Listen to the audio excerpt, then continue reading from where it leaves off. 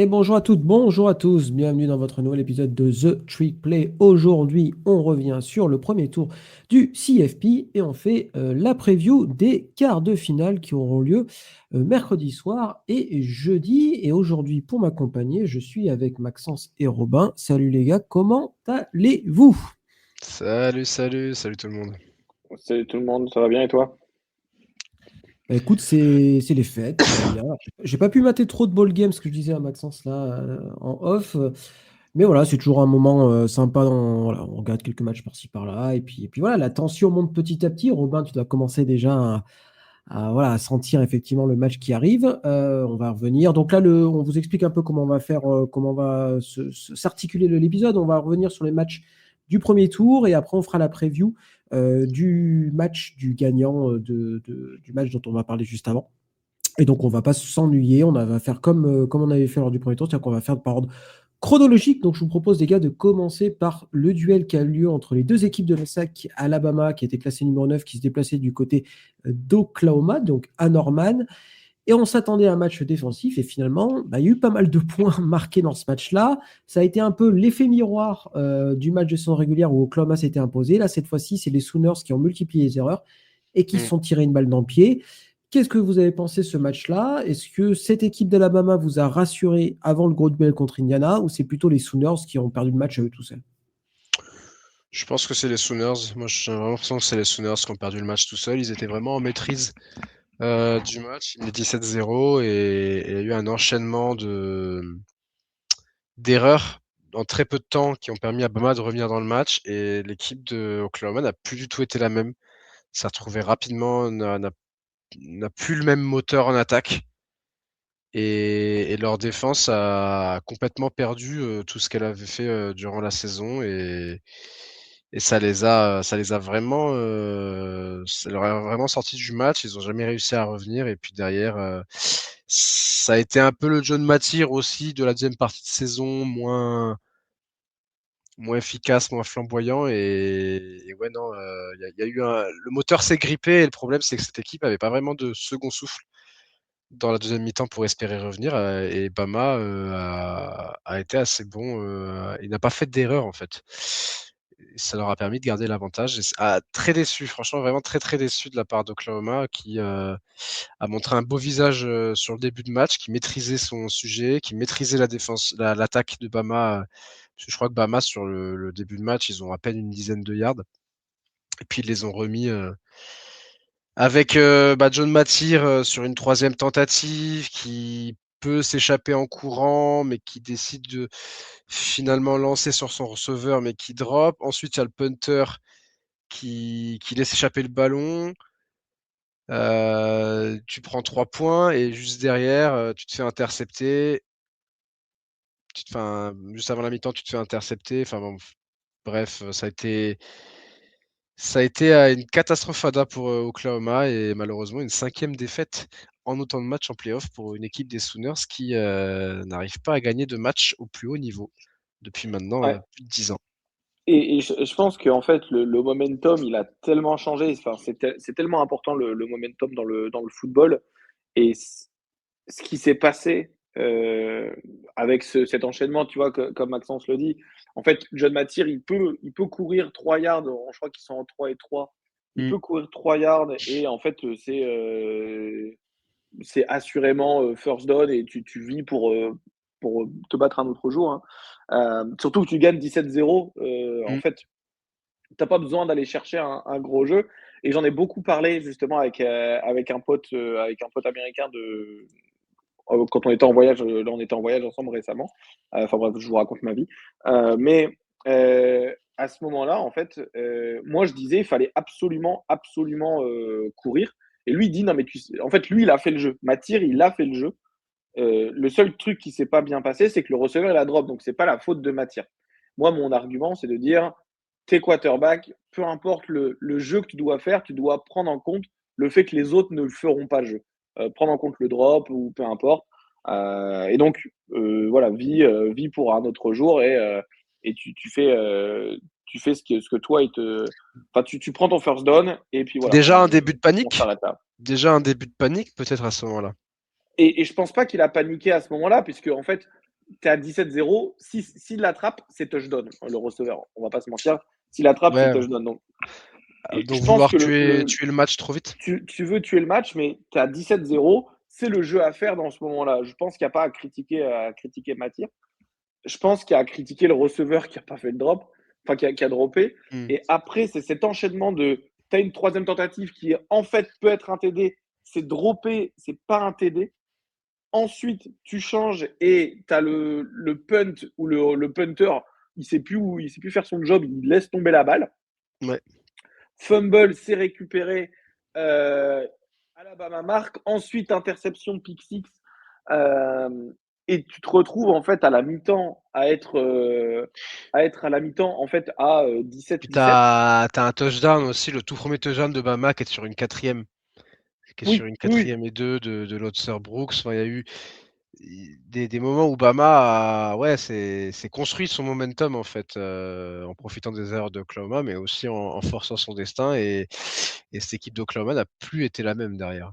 Ouais, c'est ça. Et en fait, je pense que tu as l'occasion de prendre 17 ou 24 points d'écart. Enfin, non, c'est 17 points d'écart parce que c'était à 17-17. Et cet enchaînement de ça, plus l'interception, en fait, tu as en 5 minutes, il remonte 17 points avant la mi-temps, alors que tu vas à 17-0 à la mi-temps ou même à 17-7 à la mi-temps. Ça y est, c'est gagné le match, en fait, presque.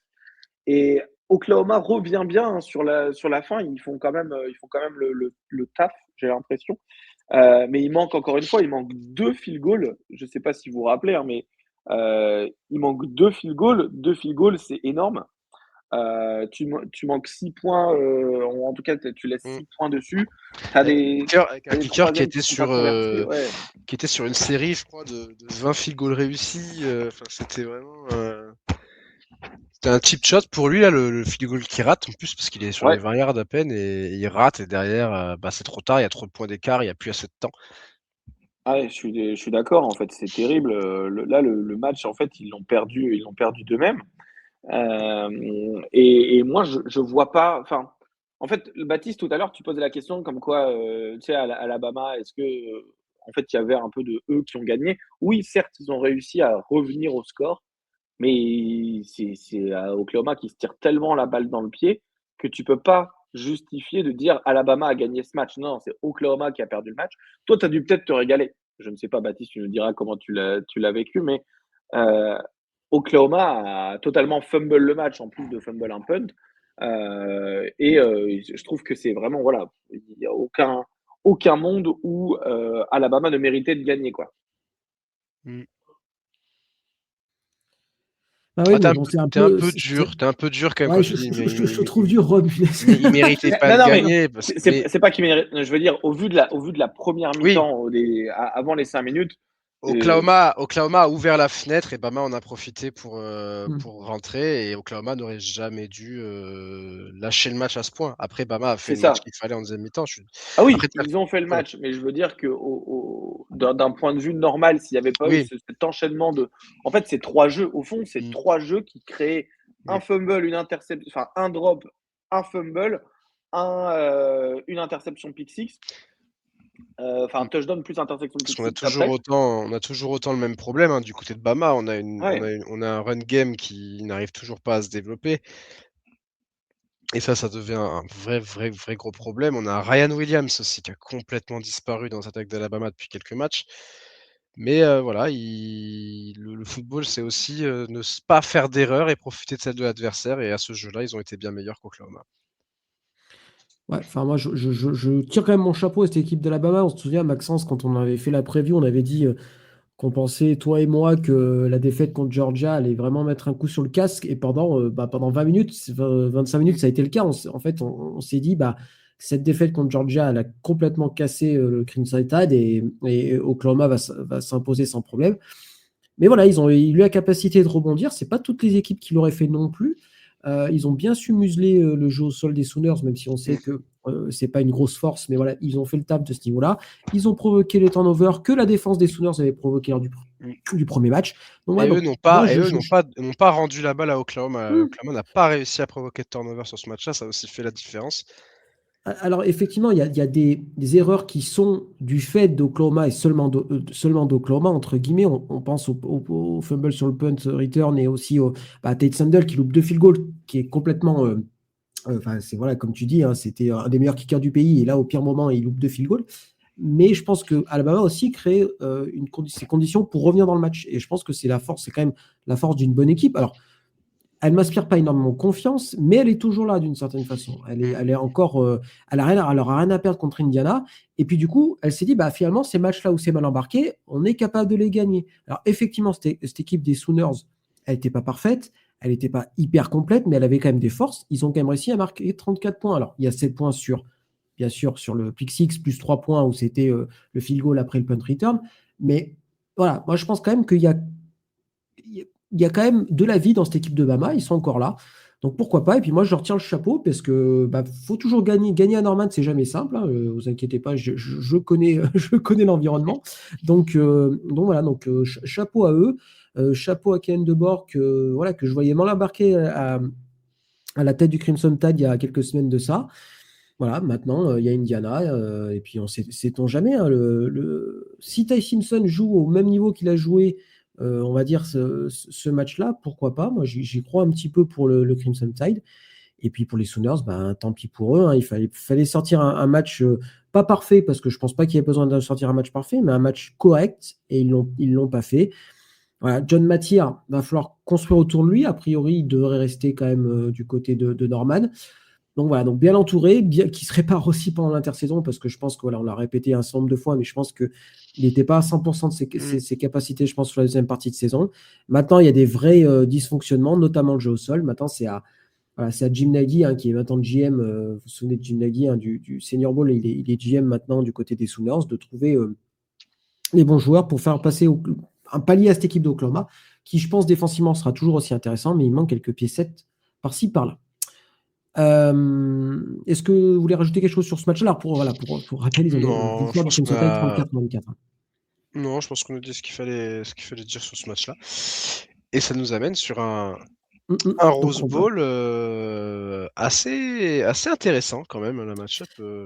tout à fait. Donc, le Rose Bowl qui aura lieu à 22h le 1er janvier. Donc, terrain neutre, du côté de Pasadena. Alors, petit aparté, c'est quand même plutôt cool les matchs de playoffs sur les campus, hein. Je trouve que c'est quand même plutôt intéressant. Ça rajoute un bon petit Ouais, match, même ouais, si. carrément. Je suis 100% d'accord. Et d'ailleurs, j'aimerais que il y ait que un seul, qu'il y ait que le Rose Bowl en fait qui reste à long terme, on va dire, et pour étant la finale nationale et que tous les playoffs se jouent à domicile pour les équipes.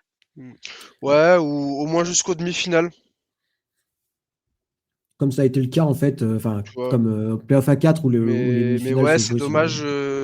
Bon, le match est cool, ça passe à Dina, c'est le Rose Bowl et tout, mais ça aurait été très cool aussi que le match se joue à Indiana. Je Mhm. pense qu'il y aurait eu une sacrée ambiance avec Après, Alabama qui se ramène si tu là-bas. retires le problème, c'est si tu retires les balls comme ça, tu les flingues une bonne fois pour toutes, quoi. Déjà qu'ils sont Oui, moribonds, là, oui, oui, c'est finito, quoi. c'est sûr. Donc, le Rose Bowl, Indiana, Alabama, les Hoosiers, invaincus jusqu'à présent, ils sont Mm. favoris de 6 points et demi. Ouais. Ils n'ont pas joué depuis quelques temps maintenant. Comment vous sentez ce match-là? A priori, il ne devrait pas faire très très chaud du côté de Pasadena. Il risque d'avoir même de la pluie. Est-ce que ça peut être un facteur dans ce match-là? Comment vous le sentez? Je vais casser moi le suspense direct. Je pense que les Hoosiers vont s'imposer, mais je pense que le Crimson Tide restera dans le match assez longtemps, notamment grâce à la défense qui, voilà, qui est quand même plutôt bonne et qui devrait quand même emmerder notamment au sol les Hoosiers. Vas-y, Robin, si tu as. Et ben moi, j'y crois pas. Encore une fois, je suis pas très haut sur Alabama cette année. Moi, je suis d'accord avec toi, Baptiste. Il faut leur donner quand même du crédit pour être revenu dans le match après avoir été mené 17-0. Je pense que sans ces trois faits de jeu back-to-back presque, il n'y a pas en fait, il y a pas de match réellement. Il y a plus de match. Que au final, tu te retrouves avec un Alabama qui sait toujours pas courir. La Mm. défense de Indiana est injouable. Et en fait, la grande force de Indiana, c'est qu'ils ont déguisent très très bien les coverages. tu vas pas pouvoir courir. Donc, en fait, ils vont faire ce que tu veux et ils vont juste mettre leur pass rusher et vont aller chercher le quarterback. Donc, je pense que ça va être très compliqué pour Alabama, notamment parce que si tu peux pas installer le jeu de course face à Indiana, tu vas te faire découper parce qu'ils vont mettre les différents coverages, ils vont aller chercher ton quarterback. Je pense que le match-up est un peu compliqué honnêtement, un peu compliqué pour les pour Alabama. Et je vais donner une victoire de Indiana par au moins 2 touchdowns, donc un petit 15 points. Je sais pas, Baptiste, est-ce que tu aurais le spread 6 points, Il 6 est points et de demi, je crois. 6,5, ouais. 6 points et demi. 6,5 6 pour points et demi? Indiana. Ok. Et le match-up predictor de ESPN donne Indiana à 71,4%. Ouais, bah c'est ça. Et moi, C'est honnêtement, élevé, je déjà, le trouve, quand même. match-up est vraiment intéressant pour Indiana.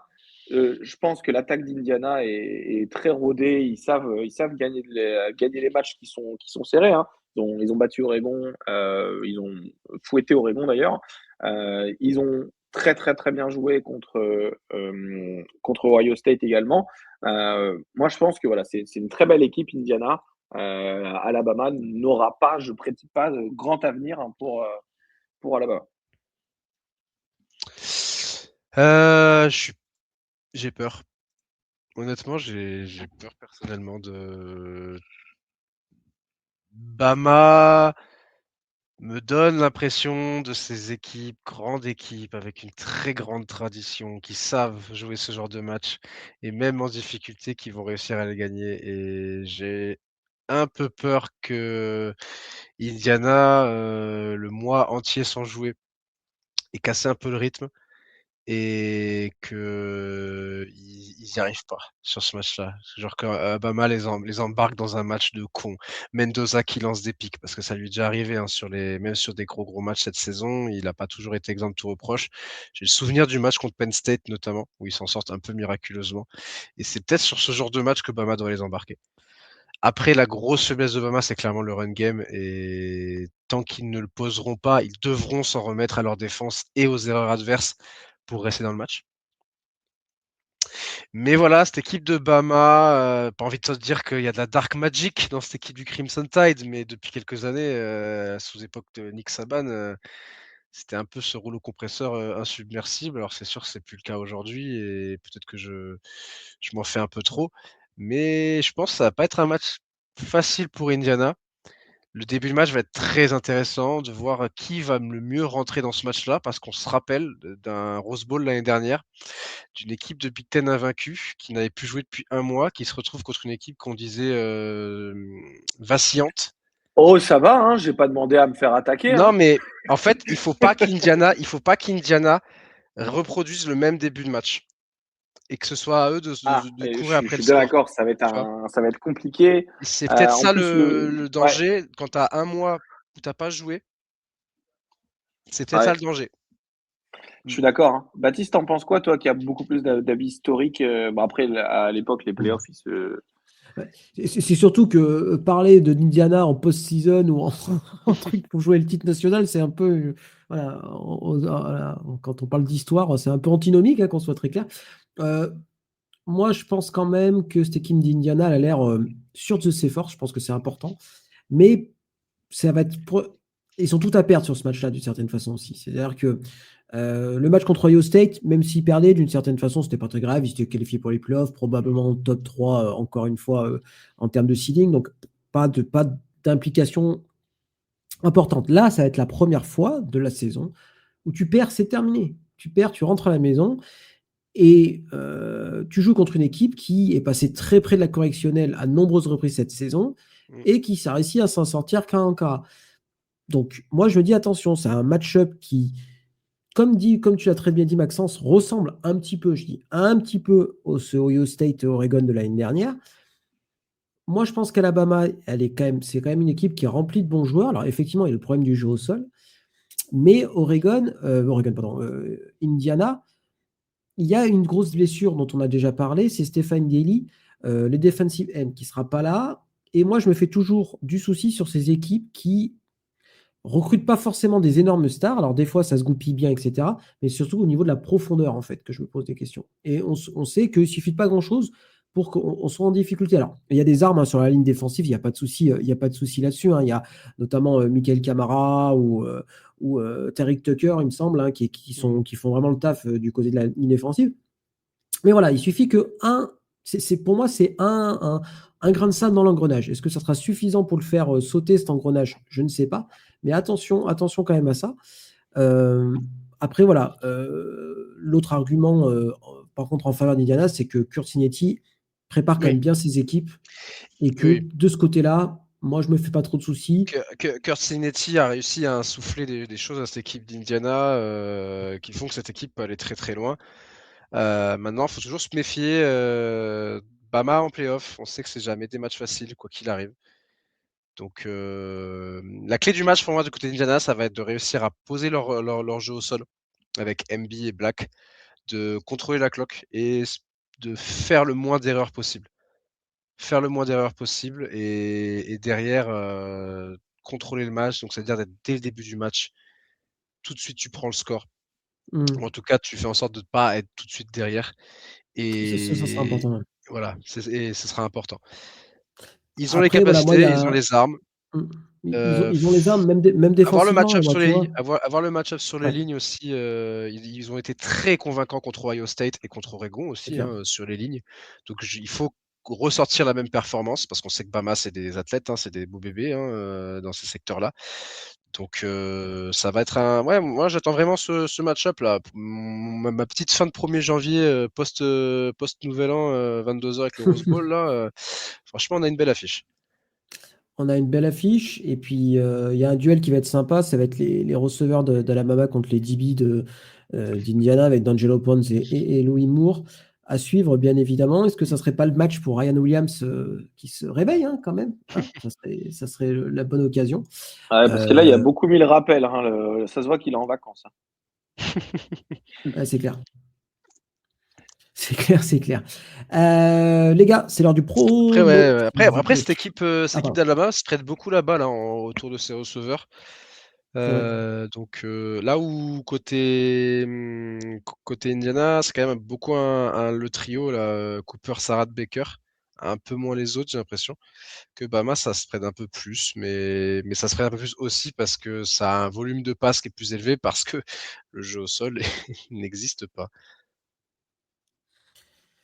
Effectivement, donc voilà, contre une attaque unidimensionnelle comme celle de Bama, je pense que Indiana devrait s'en sortir, mais voilà, cette équipe de Bama. Je n'ai pas donné mon prono, moi du coup, je donne quand même Indiana vainqueur.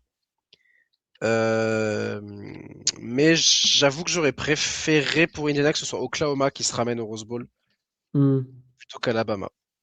Ouais, quand même. Moi, je préfère Alabama qui se ramène au Rose Bowl si je suis Indiana. Non, mais je les connais trop, ces équipes là qui ont gagné 40 000 fois, qui sont mauvais, qui arrivent en playoff. Non, en tout cas, ce sera sympa. Match qui a été avancé, non? Le Rose Bowl, ça ne démarrait pas à 23h avant? Ça fait 2 ans ouais, que c'est ça, c'est bien ce qui me semblait. C'est à 22h. On va pas se plaindre, nous, en tant que Français.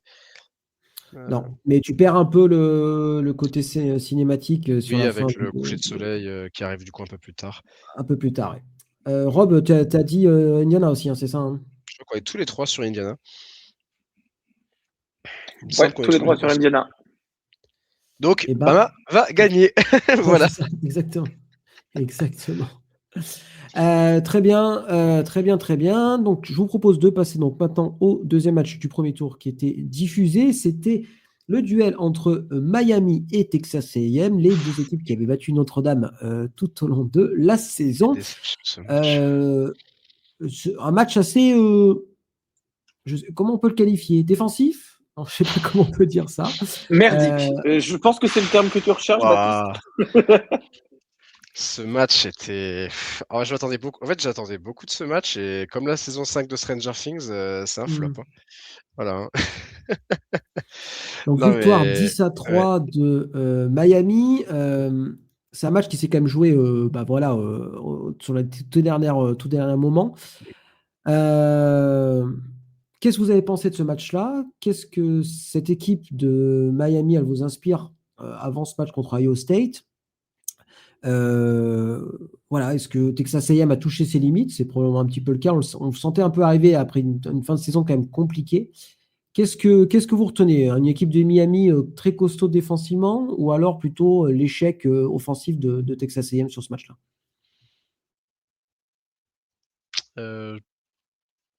Miami, quand même. J'ai envie de retenir d'abord Miami qui, même si offensivement, tu vois, Carson Beck termine avec 103 yards. On a vraiment joué du jeu très très court pour Carson Beck. Et on s'est beaucoup appuyé sur un Mark Fletcher Jr. qui a été au four et au moulin avec cette équipe de Miami. Je trouve que Miami a vraiment fait déjouer Texas A&M tout au long de la rencontre. Ils ont, notamment avec Ruben Bain, su mettre la pression sur Marcel Reed très souvent. Il termine quand même avec 7 sacs au total, cette équipe de Miami. Et même s'ils ont encaissé des yards à la passe, ça a toujours été des yards difficiles à obtenir pour cette équipe de Texas A&M. Ils ont annihilé le run game et ils ont forcé Texas A&M à la frustration tout au long du match. Et ils ont fait un match parfait, le match parfait à l'extérieur, quoi, où tu frustres l'adversaire, tu le pousses à bout et tu mets le dagger en toute fin de match. Et après, tu fermes la boutique sur une ultime interception. Donc, j'ai quand même envie de donner les fleurs à Miami, même si on en reparlera, mais Texas A&M a été décevant sur cette fin de saison, alors que moi, personnellement, c'était une équipe que j'avais vraiment adoré suivre tout au long de la saison pour son état d'esprit et ce qu'elle nous avait montré, et qu'elle s'est un peu perdue sur ces 2 derniers matchs. N'a pas réussi à négocier les deux défenses qu'elle vient d'affronter, qui étaient Texas puis Miami. Et un Marcel Reed qui, dans les moments où on l'attendait le plus, n'a pas répondu présent, et c'est dommage pour Texas A&M, clairement.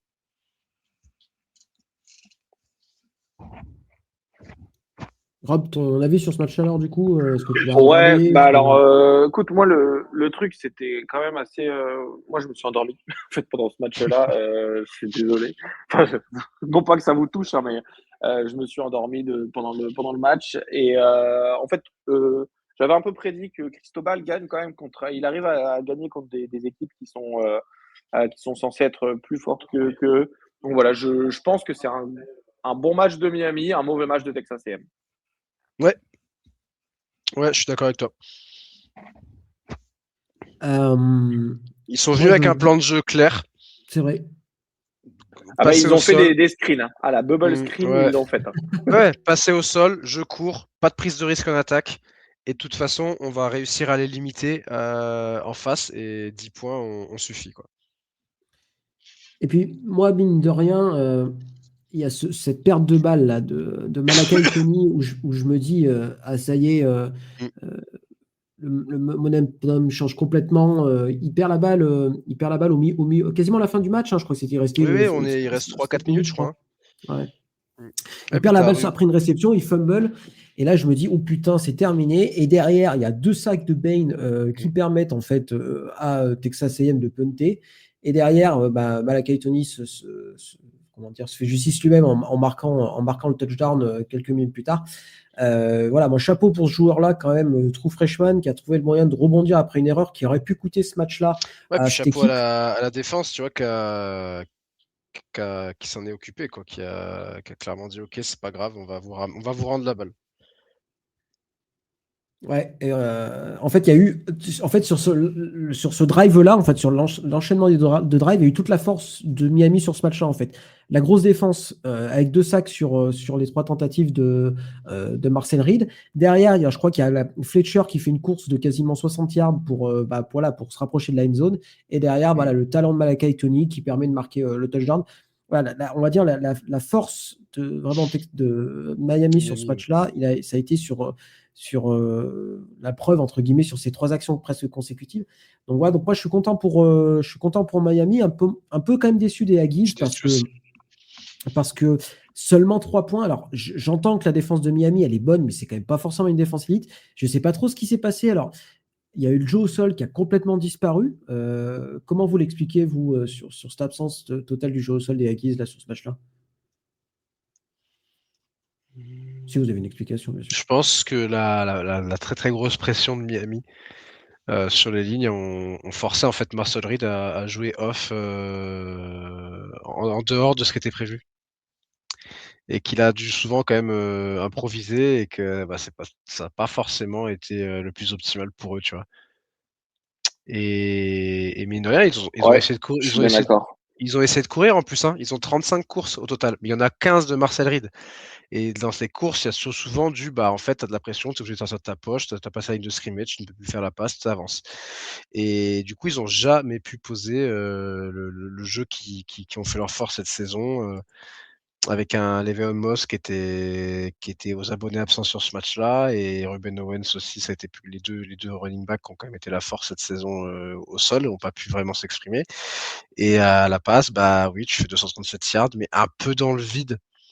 Parce qu'en plus, quand le terrain se resserre, ça avançait quasiment plus, et ça a été un Michael Coe qui n'a pas trouvé de solution, drive après drive, pour aller marquer des points, quoi. Juste marquer des points, parce qu'il termine avec seulement 3 petits points, alors que si on parle d'une équipe qui était à 36 points de moyenne durant la saison. Donc c'est vraiment que la machine a été grippée et beaucoup trop violemment, quoi. Et finalement, tout ce qu'on pensait négatif, entre guillemets, de cette équipe Et il y a de eu 3 field Tottenham est un goals peu aussi ressorti. manqués. Il y a eu Ouais, 3 il y field a eu goals aussi trois field manqués goals par manqués. La course, la course que Miami. Fletcher met là de quasiment 60 yards, c'est la 12e course qui est d'aussi longue qui bouffe sur tout le long de la saison de Texas A&M. C'était une grosse difficulté, c'était un des gros faiblesses de la défense et ça s'est quand même ressenti. Donc on les a peut-être vus un peu trop haut, pardon. C'est à guise parce que bah, le calendrier était quand même pas top, hein, le calendrier en sec, hein, qu'on soit très clair, et que voilà la fin de saison a été ce qu'elle a été avec des difficultés à gérer des défenses qui étaient quand même plus fortes, hein, Texas et Miami. Euh, donc voilà, donc je pense que cette équipe, elle est comment dire, au niveau où elle est en fait finalement. Elle est tombée sur une équipe qui est probablement plus fort qu'elle. Elle a perdu contre plus fort qu'elle. Voilà, Texas A&M, c'était pas forcément l'équipe dont on pensait qu'il pouvait accrocher un titre national en début de saison. Les étoiles se sont alignées, mais voilà, quand on va dire quand la route s'est vraiment élevée, bah, ça a été beaucoup plus compliqué. Et effectivement, on va dire le côté très aléatoire, on va dire, de Marcel Reed, il est ressorti sur ce match-là aussi. Même s'il n'y a pas d'énormes erreurs, hein, qu'on soit très clair, mais il n'a pas su élever son niveau de jeu assez pour tirer l'équipe vers le haut. Et en face, voilà, c'est une défense qui est montée en puissance tout au long de la saison, parce que là, les dernières sorties de la défense de Miami sont quand même très intéressantes. Et voilà, je suis curieux de voir ce que ça va donner, parce que la pression qu'ils ont mis sur Reed, voilà, à voir si on va être capable de la mettre sur Sahin au tour suivant. Euh, est-ce que vous avez des choses à rajouter sur ce match-là Je ou on peut trouve que ta passer sur transition était parfaite. Ta transition Eh était ben, eh parfaite ben, pour. eh Est-ce ben, que donc on Miami va. va avec sa recette de très très grosse défense qui sort le QB de sa zone de confort et un gros jeu au sol? Est-ce que Miami va réussir à refaire ce même scénario face à Ohio State, ou est-ce qu'ils vont préparer ce match différemment avec un Carson Beck qui lance un peu plus deep peut-être? Après, on sait qu'un Carson Beck, c'est peut-être pas forcément la bonne idée, mais voilà, ce match entre Miami et Ohio State qui aura lieu, si je ne dis pas de bêtises, voilà, ce sera à 1h30 le 1er janvier, donc ce sera juste après le passage à la nouvelle année pour nous. Donc entre 2-3 verres de champagne, vous pourrez vous mettre devant ce match-là qui se joue au Cotton Bowl à Dallas. La montagne. Qui joue au AT&T Stadium. Ouais, oui, C'est le Cotton Bowl, mais le Cotton à Bowl qui joue Arlington. Oui, c'est vrai que c'est à Arlington. C'est pas exactement Dallas, c'est pas le Cotton Bowl du Red River Showdown. Mais là, la montagne est un peu plus élevée quand même avec Ohio State, qui même si elle a perdu contre Indiana, continue à, en tout cas pour moi, être le favori pour le titre national. Je Ouais, sais pas ce que. Ouais, je suis bien d'accord avec. d'accord avec toi, Max. Vas-y, Baptiste. Ouais, enfin, je vais te laisser là, parce que je pense qu'on va être assez d'accord sur ce match-up là, en disant que je pense que les Buckeyes restent le grandissime favori à la victoire finale quand même s'ils ont perdu contre Indiana, je pense que c'est quand même une équipe qui a quand même pas mal d'expérience. Mais voilà, il y a quand même de l'inexpérience quand même, notamment au poste de quarterback. Et je me dis que si Miami arrive à mettre la pression sur Jalen Sean, c'est pas impossible qu'aussi sur un match où il est très attendu, que ça cafouille un petit peu au niveau de la passe. Donc je me dis pourquoi pas. Voilà. J'essaye qu'on soit très clair Non, de mais trouver je des. pense que la recette pour Miami, c'est de refaire le même match, c'est-à-dire Mhm. essayer de sortir de sa poche, à faire des erreurs, et quand Miami a la balle, faire du jeu court, mais qui fait avancer, enfin qui fait tourner la cloque, quoi, tu vois. Donc je pense que ça va être ça la clé pour Miami. On verra si la D-line de Miami réussira contre une O-line de Ohio State qui est toujours excellente, hein, année après année. Hein, c'est toujours une stabilité du côté de Ohio State. Donc et puis Bo Jackson aussi, qui du côté d'Ohio State, le running back, qui fait une saison à plus de 1000 yards quand même. Qui est une vraie garantie au sol du côté d'Ohio State. Ohio State a beaucoup peut-être plus. Je sais pas s'ils ont quand même plus d'armes que Texas A&M, qui avait quand même une attaque qui fonctionnait bien, mais ils ont peut-être un Julian Sahin qui est moins aléatoire que Marcel Reed, et ça fera peut-être aussi la différence. En plus d'avoir aussi Jeremiah Smith, qui est quand même d'un autre calibre. Je pense qu'il n'a pas vraiment d'équivalent en college football actuellement Oui. à son poste. On est d'accord. Pour moi, je ne sais pas ce que vous en pensez, mais pour moi, le Factory, ça sera peut-être Mark Fletcher qui a sorti un énorme match contre les Aggies. Et je me dis, s'il est capable de donner un peu d'air en fait à cette attaque de Miami, en tout cas à Carson Beck, de moins faire reposer les choses sur Carson Beck, ça peut être intéressant. Il sort pas d'une énorme saison, Mark Fletcher. Enfin, je crois pas qu'il soit à milliard cette année, même si je dis Non, pas il de a conneries. 857. Ouais, 857. donc il sort pas d'une saison extraordinaire, il sort son meilleur match de la saison au meilleur des moments. Donc je me dis, il peut peut-être capitaliser sur ce match-là, même si voilà, pour moi, Ohio State, c'est un peu Miami en mieux, vous voyez, avec, avec une énorme défense, mais une meilleure défense quand même du côté d'Ohio State, une attaque notamment à la passe qui est pas mal, mais Ohio State est quand même, il me semble, voilà, une version un peu améliorée de cette équipe des Hurricanes. Et je pense que la marche va être un petit peu haute pour eux. Je crois que le spread est à 9,5 points ou quelque chose comme ça. Ça me Ouais. semble pas ça me semble pas déconnant pour être honnête. Rob, tu le sens comment toi ce match? Bah écoute, moi je vois vraiment Ohio State comme étant une équipe très très très très dangereuse, hein. Honnêtement, leur match contre Indiana, ils auraient très bien pu le gagner aussi. J'ai pas l'impression qu'il y a une faiblesse particulière dans cette équipe. Julian Sahin est vraiment super super fort. Je pense il y a très peu de quarterbacks qui peuvent rivaliser avec lui cette année, notamment parce que bah, il a un supporting cast qui est fabuleux, le meilleur supporting cast du collège football, avec ses receveurs qui sont vraiment forts. Sachant que voilà, Miami, Carson Beck, c'est pas l'assurance tout risque non plus. Donc je vais donner une victoire de Ohio State, parce que je pense que c'est la meilleure équipe.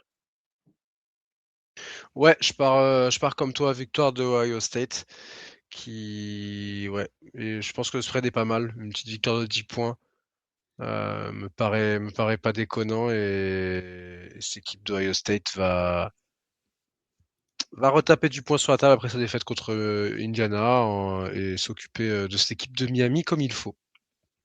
Ouais, je vous suis. Je vais donner le spread même couvert par Ohio State parce que je pense que c'est une équipe voilà, qui est pour moi, je répète, favori et j'ai hâte d'un potentiel match-up contre Georgia au demi-finale, si ça arrive bien évidemment, mais là je mets la charrue Tu nous spoil avant les ton. buts.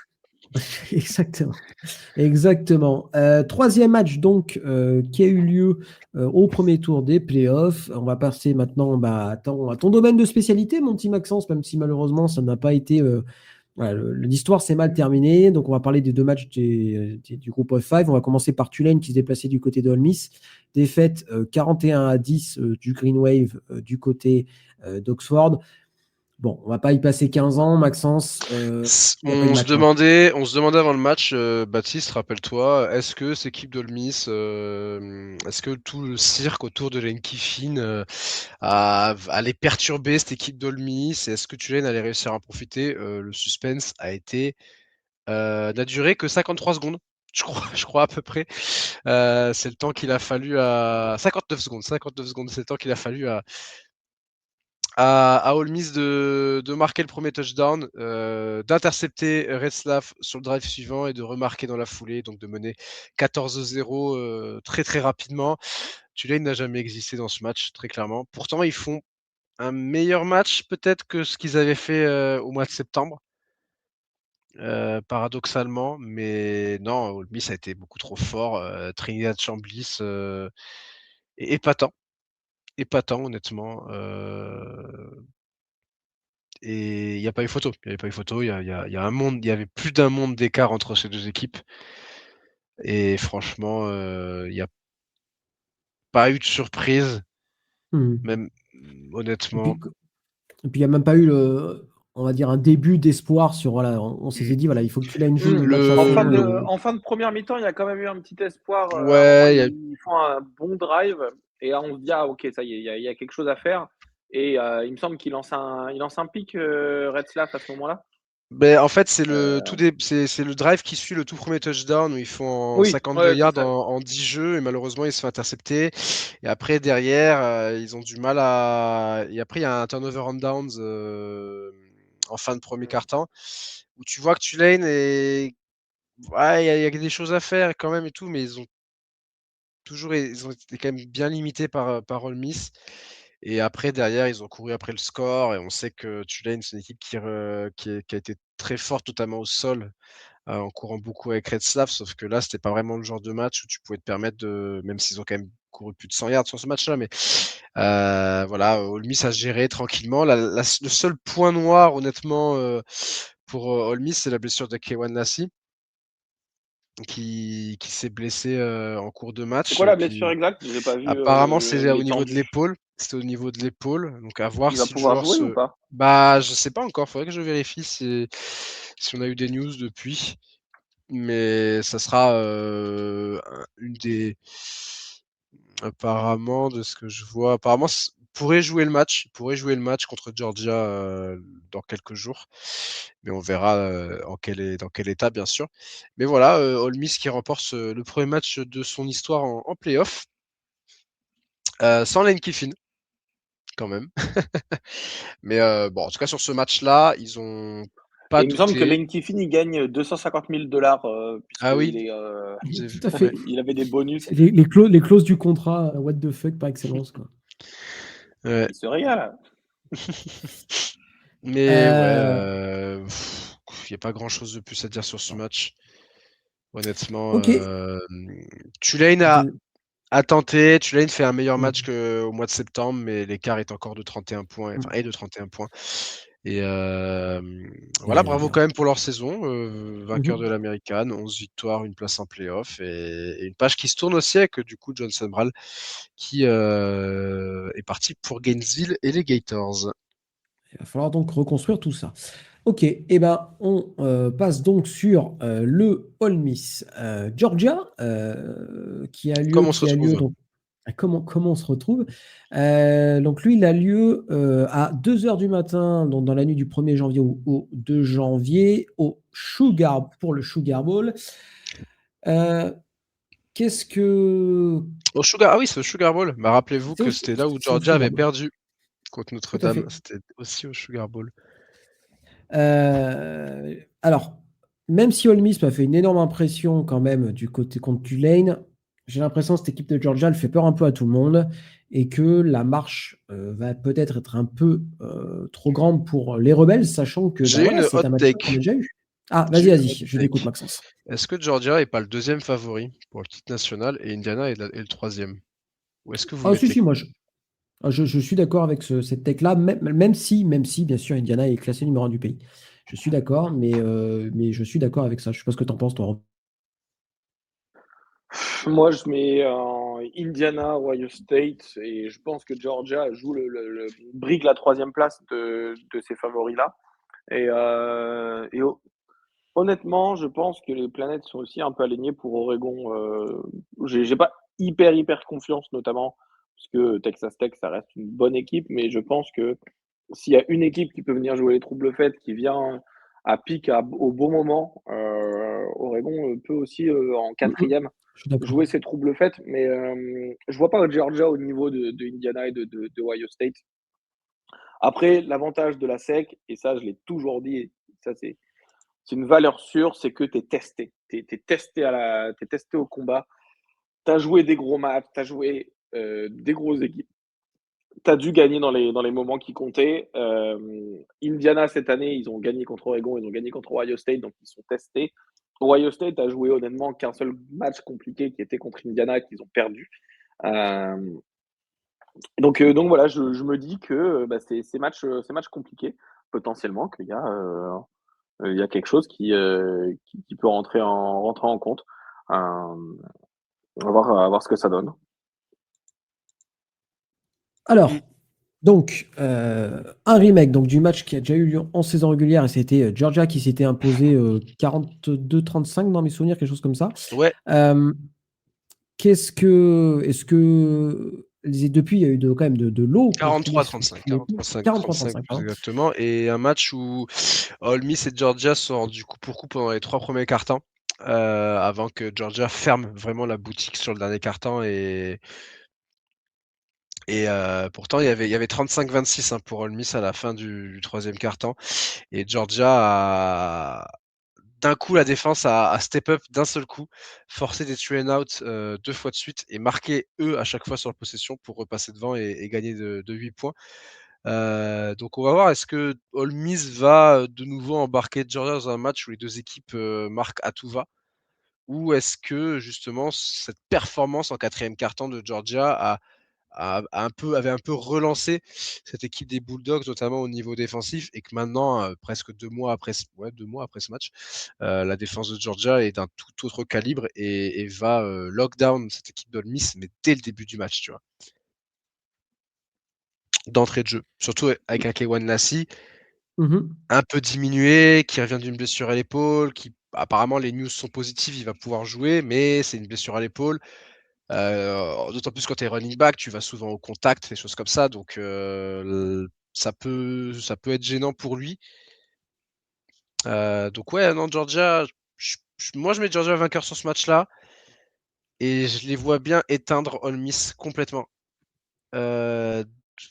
Ole Miss se retrouve vraiment rapidement largué dans le match et doivent s'en remettre à des miracles, mais qui n'arrivent pas parce que Georgia est beaucoup plus sérieux en défense, beaucoup plus physique, et qui shut down le match, tout simplement.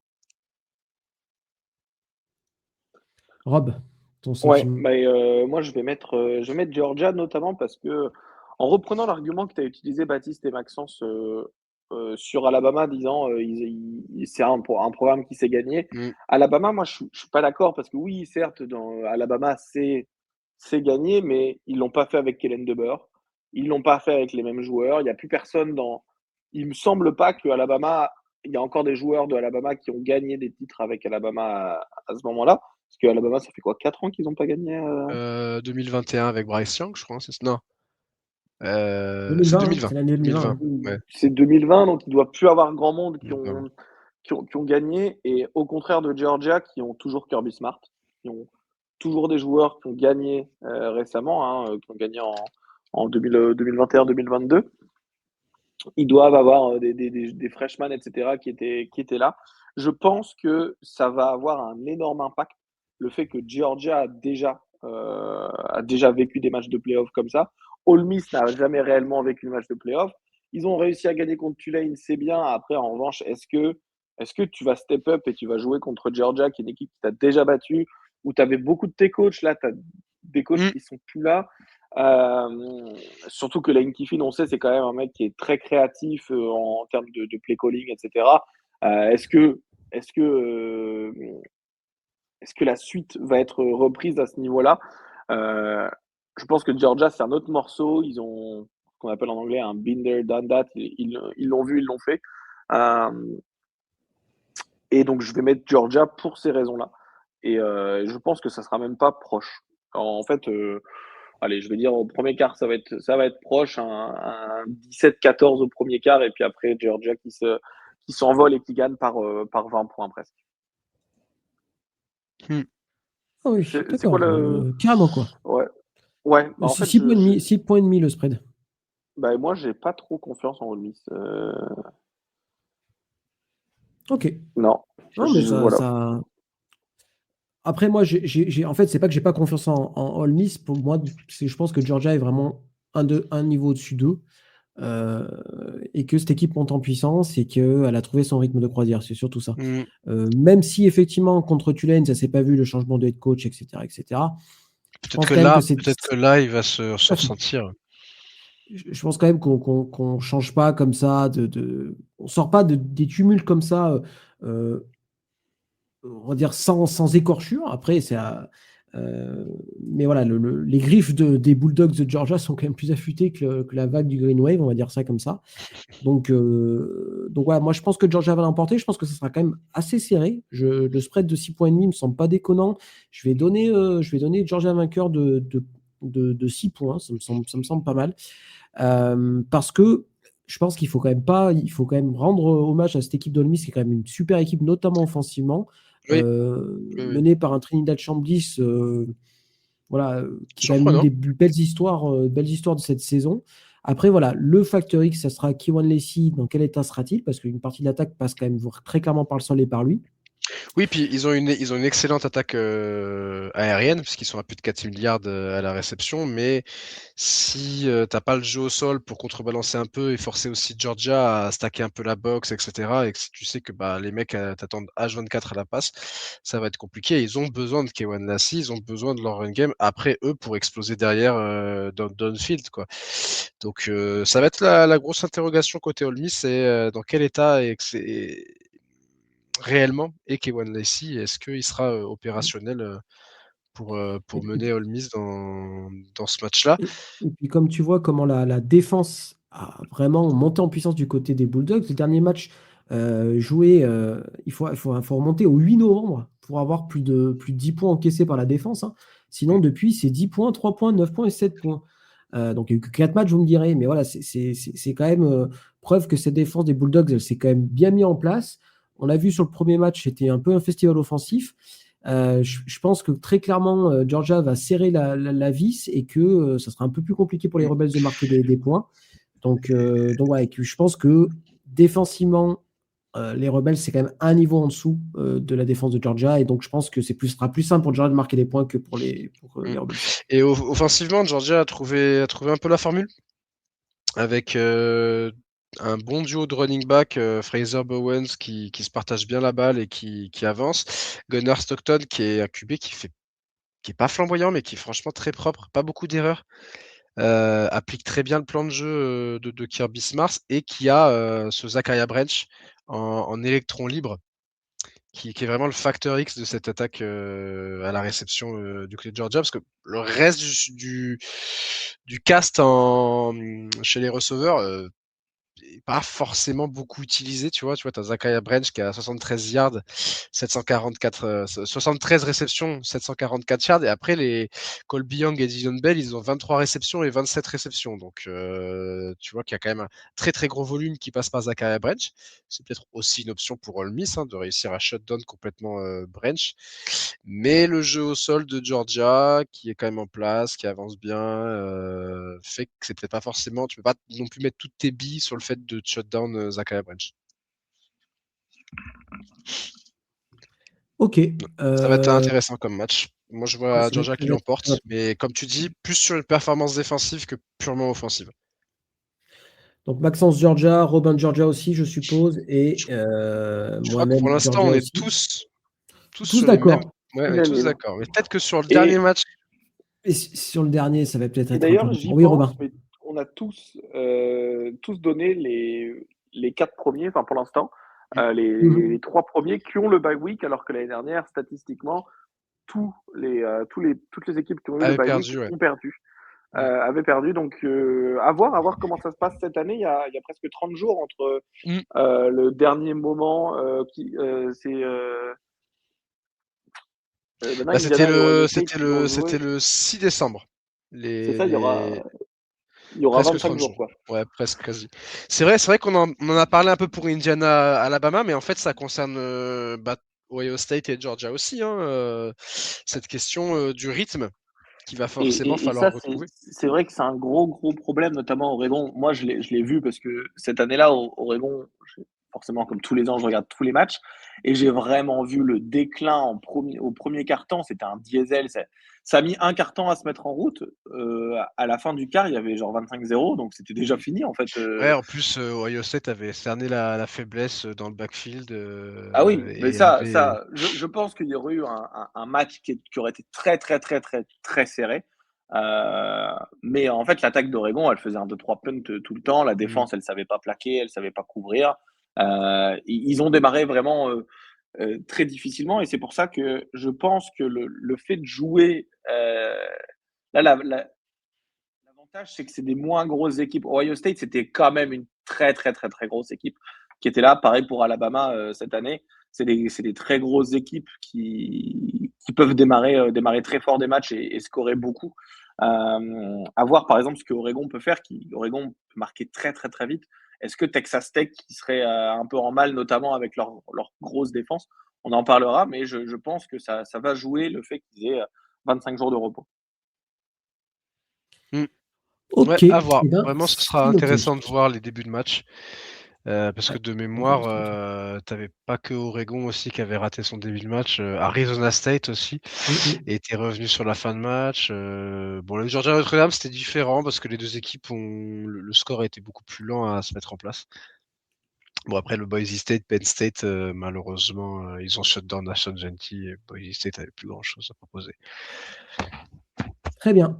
Et ben on va pouvoir passer donc au dernier match du premier tour et donc derrière au dernier match des quarts de finale. Donc c'était nos amis de James Madison qui se déplaçaient chez tes Ducks. Robin, victoire sans problème d'Oregon 51-34. Alors pourquoi je dis sans problème? Parce que vous me direz oui, mais il n'y a que 17 points d'écart. Alors certes, mais le match était plié à la mi-temps. Oregon a pu Mmh. faire tourner, etc. Pareil, Maxence, il n'y a pas eu match hein, entre les deux équipes. Non, il y a pas eu match. James Madison fait pas un mauvais match, mais encore une fois, ils scorent la plupart de leurs points en deuxième mi-temps, au moment où Oregon avait déjà sorti tous les titulaires. Il y a pas eu match. La défense de James Madison a été très forte toute la saison, mais ils se sont fait déchiqueter, à la fois par Dante Moore et à la fois par le jeu au sol. Il y a pas eu photo. Il y a pas eu photo. Pourtant, James Madison est venu avec des ambitions, est venu avec des intentions de jeu assez louables et il y a le premier drive qu'ils font qui est très intéressant. Malheureusement, ils ne peuvent que marquer un field goal et puis après derrière ils ont couru après le score tout le long et tout. Il n'y a pas eu photo honnêtement sur ce match-là. Oregon a été une bien meilleure équipe et a fait vraiment respecter cet écart-là. Maintenant, il ne faut pas jeter la saison qu'a fait James Madison. Je pense que leur performance, personne ne s'attendait à une victoire chez eux, enfin je dirais à Hausen. Mais ils ont quand même fait une performance qui était honorable, mais qu'il faut remettre dans le contexte que Oregon avait fait le score à la mi-temps et a reposé quasiment tous ses titulaires, quoi. Mais voilà. En tout cas, c'était une belle équipe de James Madison qui n'existe plus. Hein, puisque du coup, ils sont tous sur le portail maintenant, ou alors ils ont graduate. Mais voilà. Bien déçu par contre de ce côté-là, de ne pas les voir continuer à James Hmm. Madison, mais bon voilà, c'est comme ça. Rob, qu'est-ce que tu as pensé de tes Ducks sur ce match-là? Content quand même, je Ah pense. bah, comme Maxence l'a dit, je pense que le match a été pas trop compliqué à analyser. La première mi-temps, hein, où il y a les titulaires d'Oregon, c'est 34-6 à la mi-temps, sachant que Oregon a roulé un rouleau compresseur réellement hein, sur JMU, qui se sont bien battus, comme Maxence l'a dit, hein, ils se sont bien battus, ils n'ont pas été ridicules. Par contre, à la course, il y avait une vraie différence de vitesse, et ça, tu le vois vraiment, notamment avec une équipe comme Oregon qui est très rapide et qui a beaucoup de vitesse. JMU ne rattrapait pas. En fait, il n'y a pas un joueur pour rattraper nos mecs rapides chez nous. Et c'est pas forcément une différence de talent, c'est une différence de vitesse. Et c'est des équipes du Power 4 contre des équipes du Group of Five. Et les recrues, elles s'en font voir là. Ils n'ont pas des recrues, les mecs qui sont très rapides, ils vont pas en Group of Five. Et là, ça m'a été, notamment le touchdown de Dier Hill qui court sur la sideline. En fait, il attrape une bubble de 2 yards et ensuite il s'en va. Il s'en va sur la sideline. Il n'y a personne qui le rattrape alors qu'ils ont tous un angle. C'est juste qu'ils n'ont pas la vitesse. Eddie Harrell, bon, c'est un joueur qui est quand même très rapide, mais il se fait rattraper contre des équipes du Power 4, même, notamment au Northwestern ou des choses comme ça. Il se faisait rattraper contre des équipes comme ça. Voilà, je pense honnêtement que il y a eu, il y a pas eu de match sur le côté physique et le côté vitesse, mais que techniquement les joueurs étaient tout aussi bons. Bonne prestation hein, de GMU. Dante Moore qui est pas été très propre au bout d'un moment, en fait, à la mi-temps, il était plus propre. Il a lancé Ouais, des il interceptions. était plus concentré, quoi. Il était Il était plus moins. concentré. Et en fait, je pense que après, il y a un documentaire qui s'appelle Dogs versus Them qui sort toujours. Et Dan Lanning, dans ce documentaire, qui retrace un peu comme un Hard Knocks le match, euh, il a dit en fait à ses joueurs à la conférence d'après-match dans les vestiaires, il dit les gars, on n'est clairement pas à notre standard. On a fait le job, on doit être content. Par contre, on doit aussi se dire c'est pas ça qu'on veut faire et qu'on veut montrer les prochaines fois. Donc, je pense que tout le monde à Oregon en est conscient du fait que c'était pas au standard des Ducks. Très très belle, je pense, match-up à venir, très très beau match-up à venir contre Texas Tech. Peut-être que les Ducks en deuxième mi-temps voulaient plus non plus montrer des choses compliquées. Oregon jouait des jeux basiques. C'était pas incroyable à voir cette deuxième mi-temps. Le match-up avec Texas Tech, je pense que ça nous en fait un, un très très beau match-up avec une attaque qui est explosive contre une défense de Texas Tech qui va être vraiment très très très très très forte, notamment avec Jacob Rodriguez hein, qui est top 5 du Iceman, il me semble, qui Ouais. est, euh, qui est une défense de fabuleuse avec Texas Tech qui est une attaque qui est un peu plus en dessous, mais on voit qu'Oregon a des faiblesses. Donc ça risque d'être je pense selon moi, le match le plus intéressant Mm. de ce deuxième tour. Ouais, c'est peut-être le seul match où on va pas avoir les mêmes pronos. Parce C'est vrai, c'est vrai. que, parce que Parce que les. pour moi, c'est le Peut-être. match, c'est le match des underdogs par excellence. C'est-à-dire que ces deux équipes-là, si elles sont champions nationaux à la fin de l'année, ça ne m'étonnerait même pas.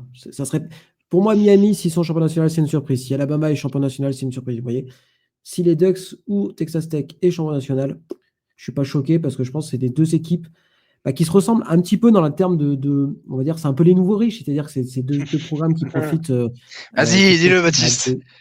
Non, de programmes qui ont du pognon, tant mieux pour eux, quoi. Je veux dire, L'argent de Nike contre l'argent du pétrole, qui va gagner? exactement, et tant mieux, mais voilà, deux programmes avec, voilà, qui profitent de la réforme liée à la NIL pour payer correctement les joueurs, et tant mieux pour eux. Deux programmes voilà, qui Oui, parce qu'ils historiquement ont pas. payent la NIL, mais ils s'en servent bien. Tu vois, il faut aussi Ouais, dire, c'est ça. voilà, il y a. Ouais, mais Il y a- notamment, c'est vrai que Texas Tech, avec leur ligne offensive, ils ont un peu. Enfin, ils avaient dit, Texas Tech, les boosters avaient dit qu'ils allaient absolument aller chercher de la ligne offensive, notamment, pour construire tout ça. Moi, il y a une chose sur laquelle je me pose la question, c'est justement, encore une fois, on en avait déjà parlé, ça va être la fraîcheur, enfin, pas la fraîcheur, Le rythme. le démarrage de Texas Tech. Quel démarrage tu peux aller donner? C'est un match qui commence très tôt, quand même, à 18h chez nous. Pour Texas Tech, ça sera. C'est 11h. l'équivalent. Donc, 11h, c'est 11h pour eux. c'est 11h, ça va. Pour Oregon, c'est Et 9h. 9h, ouais. 9h du matin, donc ça peut aussi jouer le démarrage des corps et Texas Tech, le démarrage de tout court parce que ça fait 25 jours qu'ils n'ont pas joué. Euh, Oregon n'a pas eu forcément de blessés à déplorer, mais ils ont pas mal de joueurs qui ont annoncé leur transfert, des joueurs de profondeur, notamment deux defensive backs, alors qu'on sait que c'est une bonne force, mais avec des freshmen, donc ça manque d'expérience. Chez Oregon, le quarterback remplaçant également, Austin Novosad, qui annonce son départ sur le portail des transferts. Donc, c'est pas des titulaires forcément, mais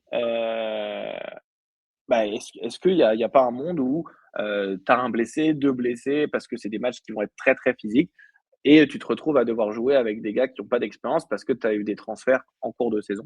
Alors que voilà, Texas Tech, j'ai pas forcément l'impression qu'il y a eu des transferts notable sur des joueurs qui avaient beaucoup joué en rotation.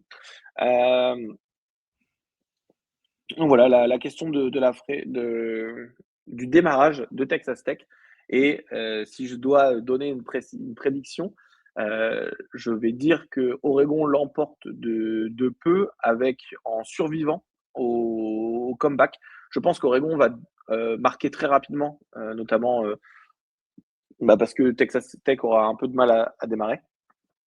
Et après, Texas Tech fera son retour. Donc je pense qu'Oregon doit prendre le plus de points possible dans ce premier quart-temps et de résister à Texas Tech. Et l'avantage, c'est que l'attaque de Texas Tech n'est pas non plus un rouleau compresseur. Mais moi, je préfère que ça soit la défense qui a un peu plus de mal à démarrer que l'attaque. Ouais.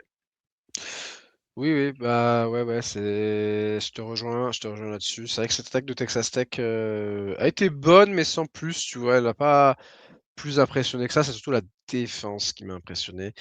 Et ça va être une opposition de style peut-être entre une équipe d'Oregon qui voudra être explosif, marquer vite, comme tu dis, et une équipe de Texas Tech qui sera peut-être plus dans le contrôle, plus dans la maîtrise. Non, je sais pas ce que c'est peut-être un petit peu ce que tu disais aussi, donc avec un Oregon qui va essayer de prendre rapidement le score et du coup forcer à Texas Tech à jouer off en dehors de ce qu'ils avaient prévu, quoi. Et avoir le match-up des receveurs d'Oregon, parce que c'est vrai que C'est vrai. C'est un champ où vous avez été pas mal décimé par les blessures cette saison. Parce que c'est qui là vos titulaires là actuellement? Il y a Sadiq au poste de tight end, bien sûr, avec Jamari Johnson. Dakarian Moore va revenir ou pas? Bah, moi, d'après ce que j'ai lu, c'est qu'il serait de nouveau, enfin, à l'entraînement, mais c'est toujours pareil. Si tu reviens à l'entraînement, ça ne veut pas forcément dire que tu peux être opérationnel, quoi. Donc, je pense que il va y avoir les reports qui vont sortir d'ici. Théoriquement, ils sont obligés de faire des reports avant les matchs de playoff, donc ça devrait pas tarder à tomber. Donc, on va voir ce qu'il en est. Mais c'est vrai qu'il y a eu pas mal de blessés du côté d'Oregon, notamment en attaque. Donc, on va voir ce que ça va donner face à cette énorme défense quand même de Texas Tech. Moi, on va dire le facteur dans lequel où j'ai un peu plus de mal dans cette équipe de Texas Tech, c'est Beren Morton, dans le sens où je pense que c'est un bon quarterback, mais qu'il est quand même un degré en dessous de Dante Moore, notamment, par exemple, et que voilà, je suis pas. Alors, il fait une superbe saison, hein, mais je dis pas le contraire, mais je pense que peut-être que cette défense d'Oregon va lui poser des soucis. Il va falloir gérer effectivement ce mois sans jouer. Et Texas Tech n'est pas forcément une équipe avec beaucoup d'expérience non plus à ce niveau-là. Donc, alors qu'Oregon a l'expérience quand même de l'année dernière, quand même, qui parle pour eux. Donc là, c'est quand même plutôt intéressant. Et peut-être que la défaite contre Ohio State au premier tour en quart de finale l'année dernière leur servira de leçon, entre guillemets. Donc un mal pour un bien en quelque sorte. Mais voilà, ça reste force contre force, ça reste le match-up peut-être le plus équilibré sur le papier, puisque le reste, le spread est au moins de 6 points, enfin, on va dire à peu près d'un TD ou plus, c'est-à-dire que c'est quand même un spread relativement important. Là, on est sur 2,5 points en faveur d'Oregon. Moi, je suis quand même très curieux de voir ce que ça va donner, ce match-là. C'est vraiment le match-up dans lequel où j'ai le plus, qui me hype le plus, qu'on soit très clair.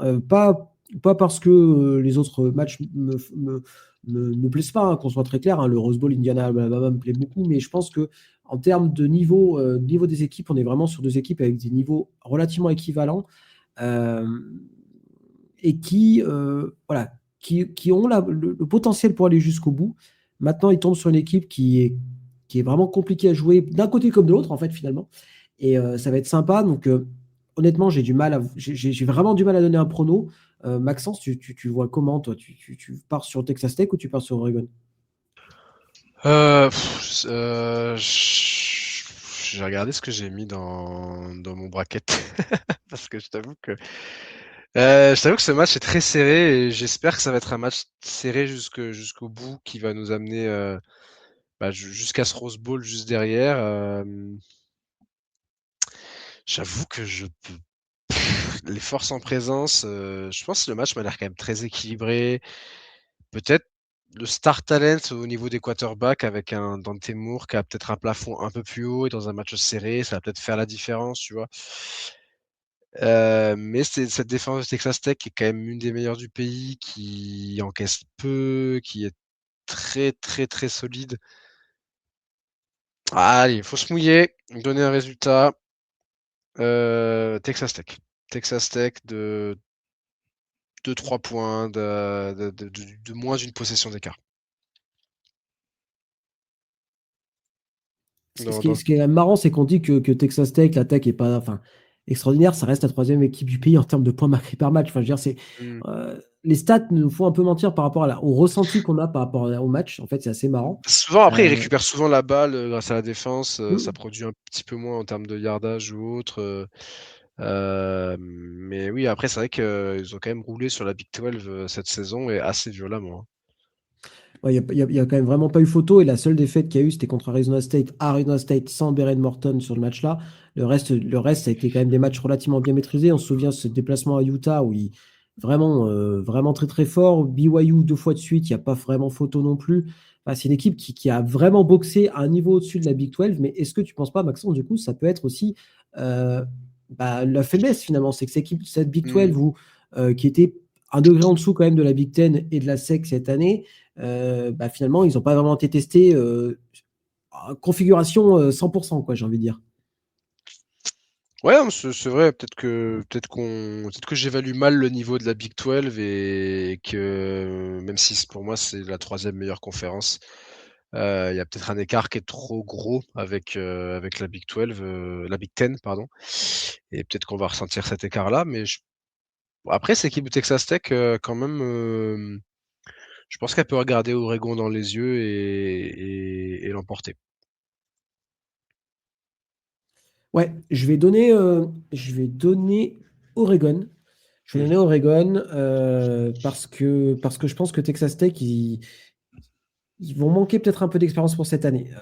Et tu vois, ça leur servira pour l'année prochaine, je pense. Tout ce qui est, voilà, tout ce qui est bon à prendre, ils le prendront. Il n'y a pas de souci là-dessus.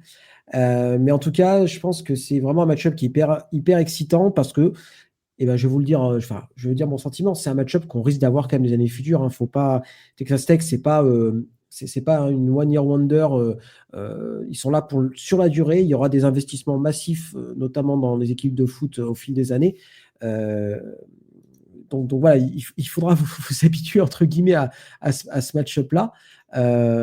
Cody Campbell, le booster principal de Texas Tech, c'est un ancien joueur de Texas Tech qui a fait ensuite carrière dans dans le pétrole avant de revendre sa société. Donc en fait, maintenant, il n'a plus que ça à foutre, entre guillemets, foutre de l'argent dans Texas Tech. Donc, et il veut rendre Texas Tech compétitif. Donc voilà, donc, attendez-vous voir, dites-vous pas que Texas Tech, voilà, on le verra cette année, ils disparaîtront, ça sera absolument pas le cas. Et Oregon, bien évidemment, ils vont rester là aussi un paquet de temps. Mais voilà, il y a un peu plus d'expérience du côté d'Oregon et c'est pour ça que je vais donner Oregon vainqueur. Mais ça va être un match, je pense, très serré et peut-être avec pas énormément de points. Je regarde, c'est quoi le tac, l'over-under 52,5. Ok. Je ne m'attendrais pas que ça soit en dessous de ça, tu vois. Ça ne m'attendrait pas que ça soit en dessous de ça. Mais en tout cas, voilà, c'est un match, donc 18h heure française, le 1er janvier, pardon, pas 1er décembre, 1er janvier. Donc voilà, le 1er janvier, ça va être quand même très cool. Hein, ça, on va enchaîner Texas Tech, Oregon, le Rose Bowl entre Indiana, Alabama et finir un Georgia Ole Miss. Enfin, voilà, ça va être une grande soirée de college football. Ça va être très très cool. Et puis le soir d'avant, dans la nuit de mercredi à jeudi, à partir d'1 h 30 du matin, le Ohio State Miami. Bon, on verra dans quel état vous êtes et si vous avez Habituellement, ça fait plusieurs années que ce match-là, il est sur mon tel pendant que je suis en train de boire des coups, quoi. C'est un peu le. Donc, coup, je le suis, mais à moitié. Et puis, des fois, on termine la soirée, on regarde le dernier carton dans le lit à moitié, à moitié réveillé. Mais bon. Moi, après, j'ai le souvenir de la soirée incroyable du Nouvel An, que c'était la 2022, enfin c'est le Nouvel An 2023, donc c'était le 31 décembre 2022 avec le TCU Michigan qui était vraiment très très lourd et surtout le Ohio State Georgia avec le fameux field goal loupé qui est tapé en 2022 et qui est raté en 2023. On avait eu une sacrée soirée ce soir-là.